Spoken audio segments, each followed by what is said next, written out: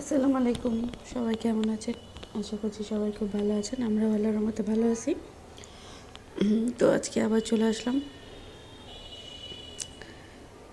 আজকে ছাদে গেছিলাম সকালবেলা। না, এটা দুপুরবেলার ফুটেজ ছিল। তো ছাদ থেকে দেখতেছিলাম সব কিছু, অনেক রোদ ছিল, তাকানো যাচ্ছিল না। তো আশেপাশে পুরো লোকেশনটা হচ্ছে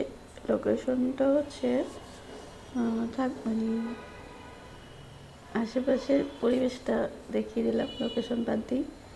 তো ওই পাশ থেকে এরকম ছিল, এই পাশে এটা গলির ভেতরের সাইডটা, ওটা রোডের সাইড ছিল।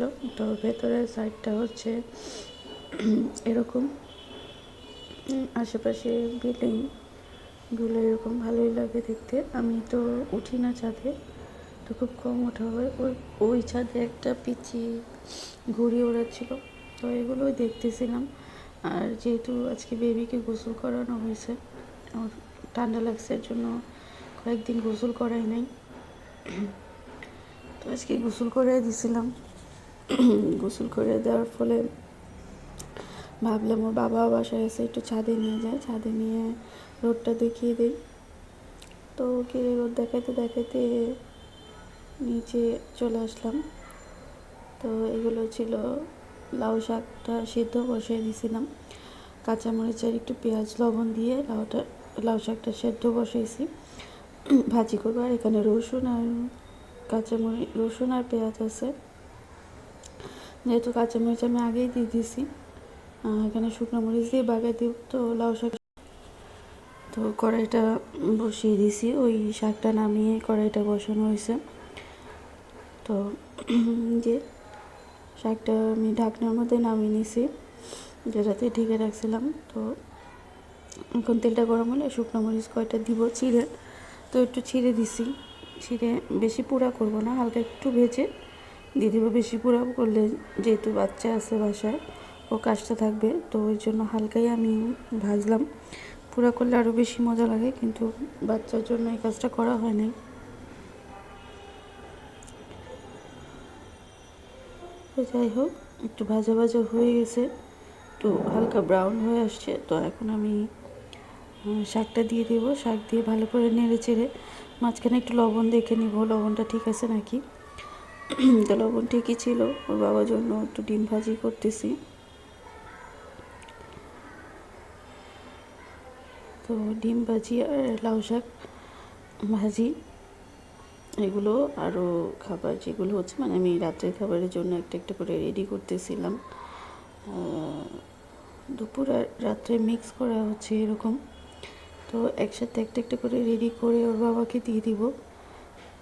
এটা মেবি আগের দিন রাতের ফুটে ছিল। এখানে মিষ্টি কুদু তরকারি ছিল, আর ছিল শাকভাজিটা রাত্রের জন্য। ওটা ওর দুপুরে খাবারটা দিচ্ছিলাম। এই যে শাকভাজি প্রায় হয়ে যাচ্ছে, একটু চুলার আঁচ কমায় বসায় রাখছিলাম, একদম লো হিটে, যেটা বলে একটু নরম হবে শাকটা। তো বাবার ওটা দুপুরে খাবার ছিল, বাবাকে দিয়ে দিছি। তো এখানে রাত্রের জন্য আবার ডালটা বসিয়ে দিছি। আজকে বেশ ঘন করে ডাল রান্না করব, আর ভাত। ডালের জন্য ধনিয়া পাতা, কাঁচামরিচ এগুলো কেটে নিয়েছি, একটু রসুন দিয়ে বাগার দিব ডালটা। তো ইলিশ মাছ শেষ হয়ে গেছে বাসায়, একটা ডিম আর এক টুকরা মাছ ছিল, তো ভাবলাম এটা ভেজেই নেই। তো শাকভাজিটা বেড়ে নিয়েছি, আর পিউরিটের পানিও শেষ হয়ে গেছে। তো আজকে ওর বাবা পিউরিটের সাইডগুলো ভালো করে পরিষ্কার করে দিয়েছিল। যেহেতু আমি বেবি নিয়ে একা কাজ করতে হয় আমার সব কিছু, অনেক সময় বাবা বাসায় থাকলে অনেকটাই হেল্প করে। তো আজকে ওর বাবা বললো যে কমলার জুস খাবে, তো কমলাটা বের করে রাখা হয়েছিল, ওকে জুস বানিয়ে দিব। আর বাচ্চা আবার ঘুমাচ্ছে, তো ব্লেন্ডার আর নামাইলাম না, ভাবলাম হাত দিয়ে ছেঁকে করে নেই। নিচে একটা বাটি বসাই দিছি, আর উপরে চালনিটা নিয়ে নিছি ছাকার জন্য। তো কমলাগুলো ছিলে পরিষ্কার করে নিছি, নিয়ে চালনি দিয়ে ছেঁকে জুসগুলো বের করে নিছি। এই যে প্রায় 4টা কমলা থেকে হাফ গ্লাসের মতো জুস হয়েছে, একটু ঘন। তো এখানে একটা বিট লবণের মশলা আছে আমার কাছে, যে আমি নিজেই রেডি করি। তো ওইটা একটা ডিবায় ভরে রাখি। এই ছিল ওই মশলাটা, ওইটা দিব। আর খোসা দিয়ে একটা ডিজাইন করে নিব একটু সাজানোর জন্য। আর চিনি, একটু চিনি দেবো, কমলাটা একটু টক ছিল। আর আমি এখানে যেহেতু হাফ গ্লাসের মতো বের হয়েছে, তো আমি এখানে আরও হাফ গ্লাসের একটু বেশি পানিও মিক্স করব, নিয়ে 2 গ্লাসের মতো হয়ে যাবে। মানে মনে করেন 1 গ্লাসের মতো পিওরের জুসটা বেরোয়েছে, মানে কমলার পিওর জুসটা বেরোয়েছে। আর একটু পানি মিক্স করে 2 গ্লাস করে নেব। তো এই যে করতেছি, তো আমি 4 চামচ চিনি দিয়ে দিছি। কমলাটা একটু টক দেখে চিনিটা দেওয়া হয়েছে। আর এই যে পানিটাও দিয়ে দিচ্ছি। তো পানি দিয়ে এটা মিক্স করে নিচ্ছি। লবণটাও দিয়ে দিব, বিট লবণ, এখানে বিট লবণ আর কি বলে ওইটাকে, গোলমরিচের গুঁড়া আছে, একটু বিট লবণ আছে, একটু নর্মাল লবণ আছে, তিনটা একসাথে মিক্স করে একটা লবণ রেডি করে রাখি আমি।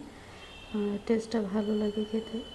এটা যে কোনো মালটা, বড়ই বা যে কোনো টক জাতীয় ফল দিয়ে খেতে ভালো লাগে,